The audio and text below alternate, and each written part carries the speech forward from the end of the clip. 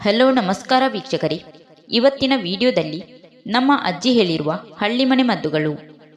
ದೊಡ್ಡಪತ್ರೆ ಎಲೆಯ ರಸದೊಂದಿಗೆ ಜೀರಿಗೆಯ ಪುಡಿಯನ್ನು ಸೇರಿಸಿ ಸೇವಿಸುವುದರ ಮೂಲಕ ಮತ್ತು ದೇಹದ ಮೇಲಿನ ಪಿತ್ತದ ಬೊಬ್ಬೆಗಳ ಮೇಲೆ ಹಚ್ಚುವುದರಿಂದ ಪಿತ್ತದ ಬೊಬ್ಬೆಗಳನ್ನು ಪೂರ್ತಿಯಾಗಿ ದೂರ ಮಾಡಬಹುದು. ಅರಶಿನದ ಪುಡಿಯನ್ನು ಬೆಣ್ಣೆಯೊಂದಿಗೆ ಸೇರಿಸಿ ಮುಲಾಮಿನಂತೆ ಮಾಡಿ ನವೆಯಾದಂತಹ ದಂದುಗಳ ಮೇಲೆ ಹಚ್ಚಿಕೊಂಡರೆ ನವೆ ಕಡಿಮೆಯಾಗುತ್ತದೆ. ಈರುಳ್ಳಿಯ ತುಂಡುಗಳನ್ನು ತುಪ್ಪದಲ್ಲಿ ಹುರಿದು ಪ್ರತಿದಿನ ಸೇವಿಸುತ್ತಾ ಬಂದರೆ ಒಣಕೆಮ್ಮು ವಾಸಿಯಾಗುತ್ತದೆ. ಹುಳಿ ಮಾವಿನ ಹಣ್ಣಿನ ಸಿಪ್ಪೆಯನ್ನು ಸಣ್ಣ ತುಂಡುಗಳಾಗಿ ಮಾಡಿ ತುಪ್ಪದಲ್ಲಿ ಹುರಿದು ಸಕ್ಕರೆ ಬೆರೆಸಿ ಸೇವಿಸಿದರೆ ಸ್ತ್ರೀಯರಲ್ಲಿ ಕಂಡುಬರುವ ಋತುಸ್ರಾವದಲ್ಲಿನ ಅತಿ ರಕ್ತಸ್ರಾವವು ನಿಲ್ಲುತ್ತದೆ. ಧನಿಯಾ ಪುಡಿ, ಜೀರಿಗೆ ಮತ್ತು ಮೆಣಸಿನ ಕಾಳುಗಳಿಂದ ತಯಾರಿಸಿದ ಕಷಾಯವನ್ನು ದಿನಕ್ಕೆ 3 ಬಾರಿಯಂತೆ ಸೇವಿಸುವುದರಿಂದ ಸಾಮಾನ್ಯ ಶೀತದಿಂದ ಬರುವ ತಲೆನೋವು, ಅಜೀರ್ಣ ಹಾಗೂ ಮಲಬದ್ಧತೆಯ ತೊಂದರೆಗಳು ನಿವಾರಣೆಯಾಗುತ್ತದೆ. ಹರಳು ಗಿಡದ ಬೇರಿನಿಂದ ತಯಾರಿಸಿದ ಕಷಾಯವನ್ನು ಶುಂಠಿ ರಸದೊಂದಿಗೆ ಸೇವಿಸುವುದರಿಂದ ಸೊಂಟ ನೋವು, ಪಕ್ಕೆ ನೋವು ಮತ್ತು ಹೃದಯದ ನೋವಿನ ನಿವಾರಣೆಯಾಗುತ್ತದೆ.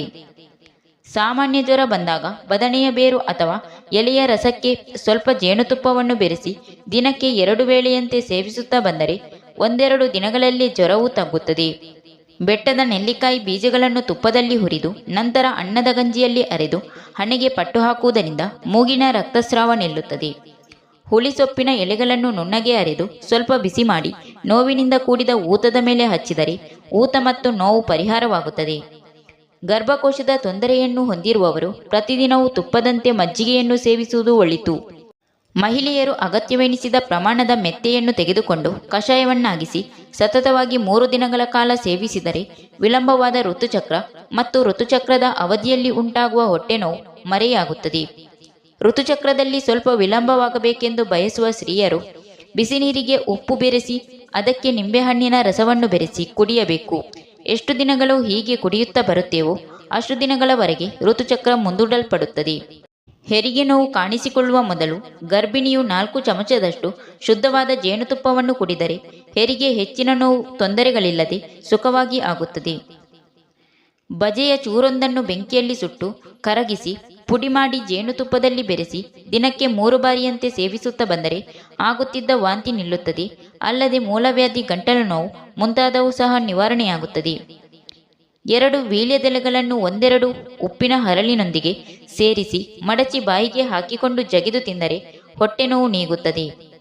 ಅಗಸೆ ಸೊಪ್ಪನ್ನು ಪ್ರತಿನಿತ್ಯದ ಆಹಾರದಲ್ಲಿ ಸೇರಿಸಿಕೊಳ್ಳುವುದರಿಂದ ದೇಹವು ತಂಪಾಗುತ್ತದೆ ಮತ್ತು ಹೊಟ್ಟೆ ಹುಣ್ಣುಗಳು ಸಹ ದೂರವಾಗುತ್ತದೆ. ಅರ್ಧ ಔನ್ಸ್ನಷ್ಟು ಹಸಿಶುಂಠಿಯ ರಸಕ್ಕೆ ಸ್ವಲ್ಪ ಉಪ್ಪನ್ನು ಬೆರೆಸಿ 3 ಅಥವಾ 4 ದಿನಗಳು ಬೆಳಿಗ್ಗೆ ಸಂಜೆ 2 ಹೊತ್ತು ಸೇವಿಸಿದರೆ ಪಿತ್ತ ಸಂಬಂಧಿ ರೋಗಗಳು, ಕೆಮ್ಮು, ಮಲಬದ್ಧತೆ, ಹೊಟ್ಟೆ ನೋವು ಮುಂತಾದವು ಸರಿ ಹೋಗುತ್ತದೆ.